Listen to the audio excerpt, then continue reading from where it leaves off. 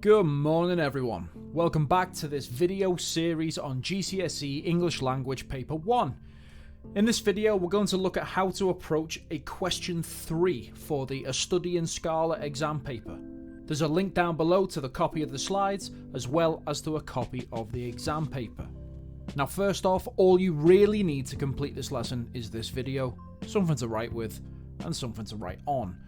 This can be old school pen and paper, word processor such as Microsoft Word or Google Docs, or just a copy of the PowerPoint slides, completely up to you. So this is something that you might have seen before, and it's known as Freitag's pyramid. Essentially, Freitag theorized that all stories have 5 sections.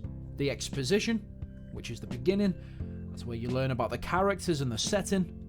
Then things get a bit more tense in the rise in action.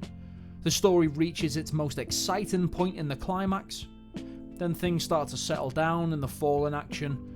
And then we have the denouement, which is basically the ending of the story. So what I want you to do is to read through the extract from A Study in Scarlet and then work out which parts of Freitag's pyramid you can identify. It might match up perfectly with the pyramid. It might not have any sections. Either way, I want you to come up with a theory as to why Arthur Conan Doyle decided to write the extract in the order that he did. So here's the extract. Pause the video, reread it, see if you can plot out the points of the pyramid. Pause the video, and off you go.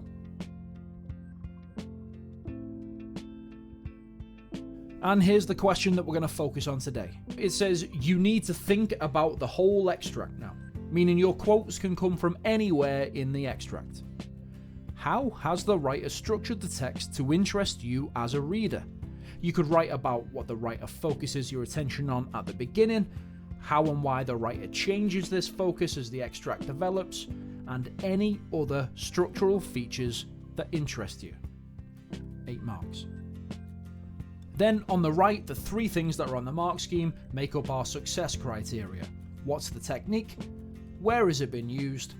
And why or how has it been used? So because the bullet points give us hints on what to write, we're going to plan this answer first by looking at what we notice in the beginning, then how and why things change. So here's the extract from the beginning.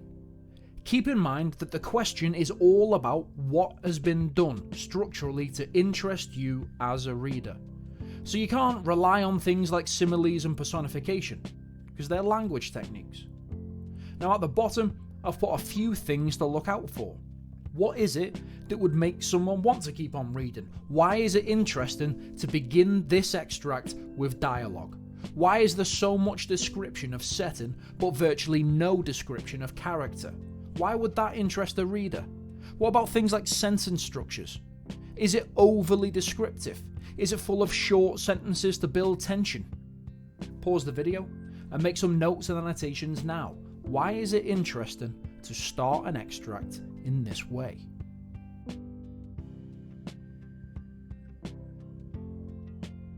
Next, we've got the middle of the extract. So how is this bit interesting? What happens to the plot? Look at the structure of it. The beginning was just 2 big paragraphs. This one is a lot more broken up. We get more dialogue. We get more of a focus on character. We get character names. Why would any of this be interesting for the reader? Pause the video and make some notes and annotations on this section.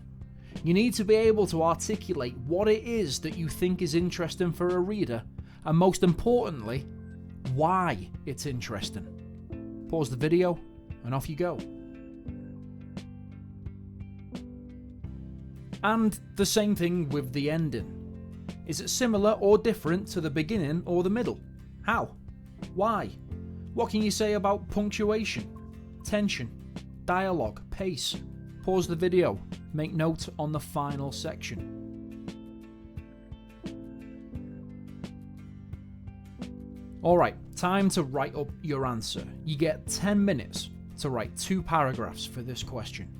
If you can, go for 3 paragraphs. There are some optional sentence starters here that you can use for inspiration if you want.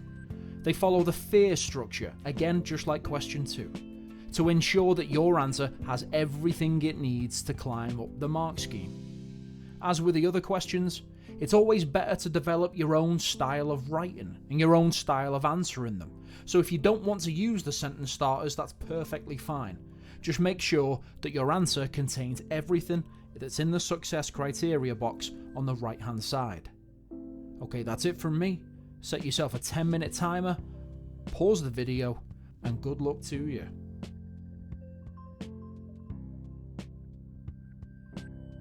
Now check through your answer. Has it got everything from the success criteria? Is that the best that it can be? Try and get in the habit of rereading your answers and making sure they've got everything that they need before you move on. And here's my answer. I want you to read through it and work out where and how it could be improved. Use the success criteria. Use a copy of the mark scheme. Pause the video and note down, what could you do to take this up to the next level?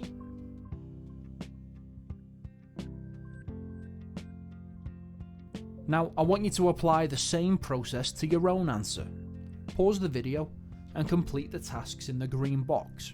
Read through your response. Actually read it. Give yourself a mark out of 8 using the mark scheme. Then give yourself a what went well and an even better if.